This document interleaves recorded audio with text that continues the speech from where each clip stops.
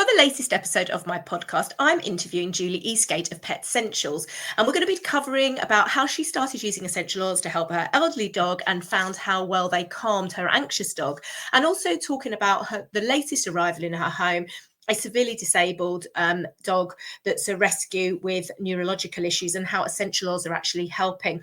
Now, this episode was filmed at a canicross event, so there might be some background noise, not least my two of my dogs escaping and coming to say hi. So I hope you enjoy the episode. For those that are new to the podcast, my name is Dr. Helene. I'm an emergency medicine doctor and also a certified animal aromatherapy specialist, and I love to help people with an integrative approach to their health and that of their pets. And if you like what you're hearing, please hit the follow or the subscribe button. I would love it if you would leave me a 5-star review and let me know what kind of content you want me to cover as well. I do a variety of consultations, as does Julie. And if you want to get essential oils into your life, I can help you do that as well with bespoke plans and access to my membership.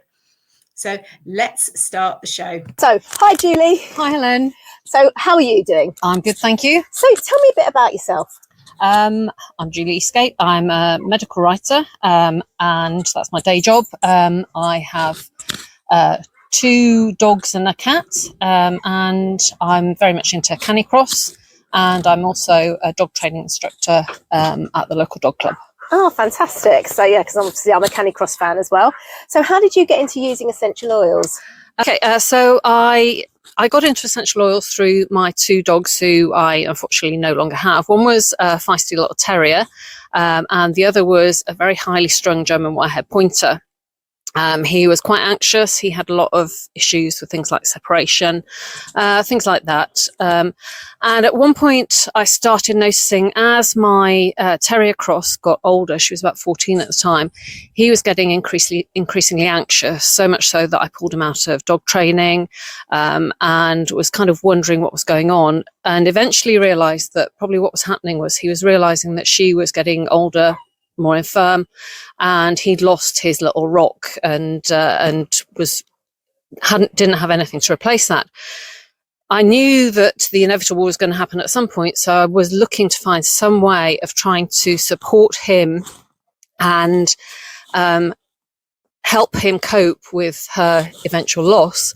And I just so happened through Canicross to find a class on essential oils, and that was how I got into it. And basically I started off working with him with the anxiety and trying to work with the terrier with things like it turned out she had kidney failure, which I didn't realise, but also I was trying mainly to help her with her arthritis. In retrospect, I didn't know enough to help her, but what actually happened was I suddenly realised I was very, very focused on her and her deterioration in health, and suddenly realised that the highly strung German Wirehead pointer was no longer pulling on the lead.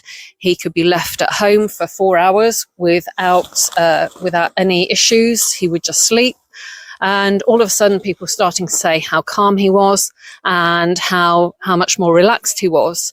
And the change was so astounding. Obviously, we eventually lost her after a couple of months, but it also helped him to cope with her loss. And I thought I'd have to try and get another dog to fill her gap, but he was actually, he grieved and we got through it. And I was just so impressed with how oils had helped that I just decided I wanted to find out more about them. And so what I ended up doing was doing an animal aromatherapy course with an amazing essential oils vet over in the US. And that's kind of my essential oil story. Oh, that's wonderful. It is. I mean, it's always so sad, I think, when we've got dogs that we wish we'd discovered the oils earlier, but then, the legacy that they leave is really so important, amazing. Isn't it? Yeah. It's amazing. What's been your favourite? Have you got a favourite essential oil story, or there's probably loads, but one that really stands out? I think that initial story with Louis, the German Wirehead pointer, the calming. What I think eventually did it for him was an amazing oil called copaiba, which is so calming and had such a positive effect on him. I think that was the really that was the biggie for me. Yeah, So, yeah. Capaba's one of my favourites as well. It really is so fantastic. So you've got a really special dog in the house now, haven't you? So tell me about Clovis. I have. So having lost the other two a couple of years ago, our household has changed completely. So we have two dogs. We have a pointer cross. I also have a cat who's the best friend of the pointer cross. And then back in January this year, we took on a rescue from Romania. And it was a really, really sad story. As a tiny puppy, he'd been beaten. And that led to him losing the sight in both eyes. One of his eyes had to be removed. The retina is completely detached. So he has no sight whatsoever. Oh. It also caused a brain injury. So which kind of manifests mainly in the way he walks. So his back end, rather than walking both his legs independently like most dogs do, he actually bunny hops on his back legs. So he came to join us in January, so we're about 3 months in. And I've been using oils with him, lots of calming oils. I've been using an amazing oil called helichrysum. Oh, I love helichrysum. Yeah, so very that's good down his spine problems, for nerve support, and also a really lovely massage oil for those back legs, because we don't quite know what's going on there. So that's fantastic. And he's doing well. He's doing okay. Yeah. It's been really tricky, really tough. Yeah. We're not through the woods yet. We've still got a lot to work out, but yes, he's doing well. So I actually went away for 3 weeks and came back and really noticed how much calmer he was. And also that with those back legs, he's less bunny hopping. He's using them more independently. Fantastic. So we're definitely seeing progress, both emotionally and settling in, and physically as well. Oh, that's fantastic. So I know, I've been joined by two of my dogs who have decided, yes, and that's Bambi. Thank you very much, Bambi, who, if you ever watch any of my podcasts live, you will know that Bambi is no stranger to the camera. And I'm just going to go and get Evelyn. So I know there was a couple of things you wanted to ask me, wasn't there, about Clovis and disabled dogs and... Yes. So what sort of things? Okay, so what help do you need? So obviously we've been working well with him and he's progressing well. But one of the things we've started to notice over the last couple of weeks is that he's a lovely cuddly boy. He loves snuggling up to you. But if he's napping, if he's in a deep sleep, it's fine. But if he's napping and you move against his back legs or his back end or his paws or touch his paws, he will instantly wake up, give you a good telling off, and sometimes go to make contact. And I'm not sure what's going on. Part of me thinks maybe anxiety, because when he's asleep, nothing's happening. But he has become so much calmer over the last few weeks, and this is a new thing. I'm wondering if, because he's now using his back legs more normally, whether the muscle structure is not fully developed and he's got some pain or discomfort there. And I'm really interested, and I'd really like to get advice as to how to best support him, and your take on what you think might be going on. Well, I mean, from a blind dog perspective, this is something that Inca, my blind dog, used to do, is she didn't quite understand that your hand touching her head was your hand on her back legs or something. And it did improve, because she would do exactly the same that you're describing, because she just didn't realise it was you. And I think that probably, if that is the reason, then, just getting him more used to handling will come. But the other thing is, if there's something going on with his back legs and he's starting to build new neural pathways in there, and we're starting to see an improvement in sort of the muscles and the nerves, then he could be in a bit of pain. He could just be more sensitive. Okay. So I think, the massage blend is great. The Capaba, lemongrass, helichrysum, they'd all be good. Spikenard's another one of my favourites.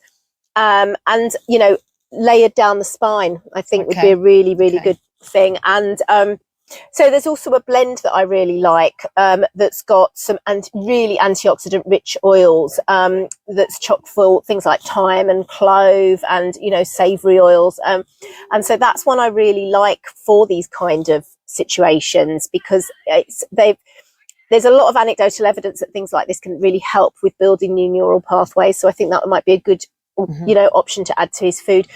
are you massaging him? Yes, so we use the massage blend on his hips and down his legs, and he loves having a massage. He really loves it. So we could possibly increase the frequency of that, because he usually gets once a day at the moment. I mean, the other thing as well is red light therapy. I'm obviously a big fan of that as well, because I sell the Fatizo device, which I think is really, really great. But I mean, it gives a metered dose of red light on it, and that's really, really good for healing and, you know, helping with massage. And you use it before the oils, and then you put the oils over the top.